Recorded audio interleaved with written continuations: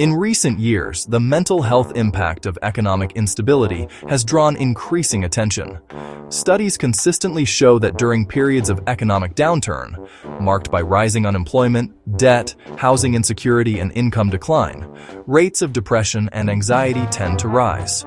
For instance, a systematic review found that economic recessions were significantly associated with poor mental well-being, increased rates of common mental disorders, substance-related disorders, and suicidal behaviors. Individuals experiencing job loss, foreclosure, or wage reduction were especially vulnerable. The financial stress caused by an economic downturn can trigger a cascade of emotional responses. Loss of income or fear of future income weakens a person's sense of control and security. Research links such financial stressors to greater incidence of depression and anxiety. One study observed that job loss or housing insecurity corresponded with increased odds of major depressive episodes. Moreover, beyond individual incidents, broader macroeconomic decline can erode social safety nets, increase uncertainty, and reduce protective factors, such as job stability or welfare support, thereby amplifying psychological risk. The ripple effects of economic downturns extend beyond the directly impacted individuals to families and communities. The family stress model suggests that economic pressure on caregivers increases emotional distress, which in turn can affect family relationships, parenting, and the well-being of children. Neighborhoods with high unemployment or business closures experience elevated stress, social dislocation, and diminished resources, factors which contribute to collective and individual mental health deterioration. In short, the stress of economic downturns is both personal and social.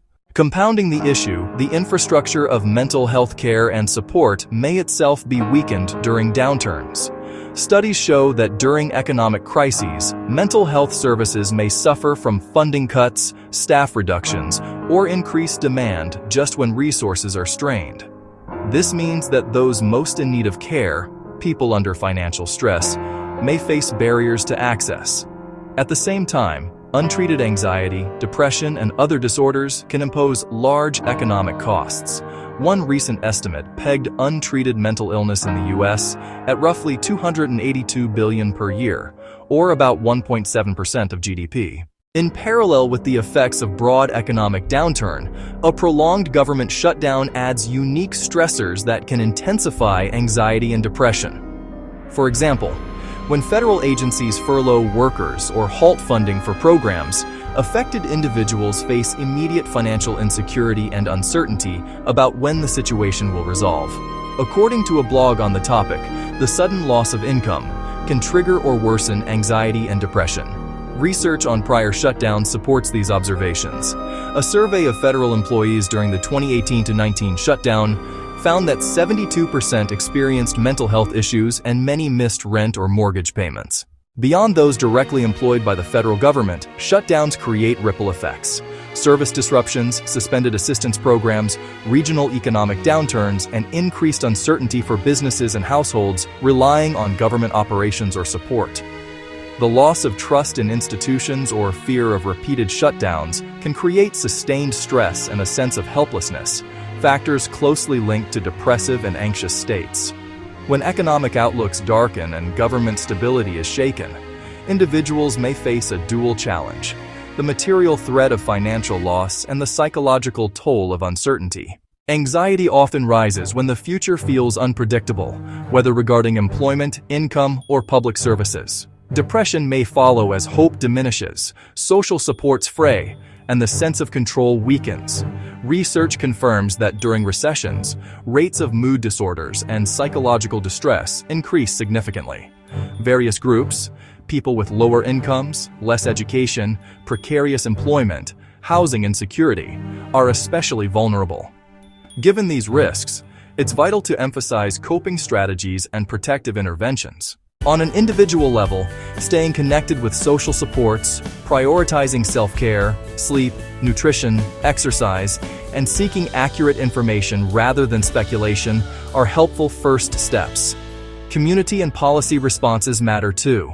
Research indicates that strong social safety nets, unemployment supports, debt relief, and active labor market programs can ameliorate the mental health impact of economic crises. Finally, A therapist can play a central role in helping individuals navigate this kind of stress. A qualified mental health professional can assist someone to identify and articulate the sources of their anxiety or depression. For example, financial insecurity or fear of job loss. Help them develop adaptive coping strategies, such as distress tolerance, scheduling meaningful activity, building support networks, and work on cognitive behaviors that may amplify distress, for instance, catastrophizing or feeling powerless. Therapy can also provide a safe space to process emotions like shame, guilt, or frustration linked to economic hardship. Moreover, a therapist may coordinate care with other supports, financial counseling, employment services, and help develop a longer-term plan for emotional resilience as economic conditions evolve. When uncertainty and instability lead to symptoms of anxiety or depression, engaging with a therapist is a proactive and evidence-based step towards stability and healing.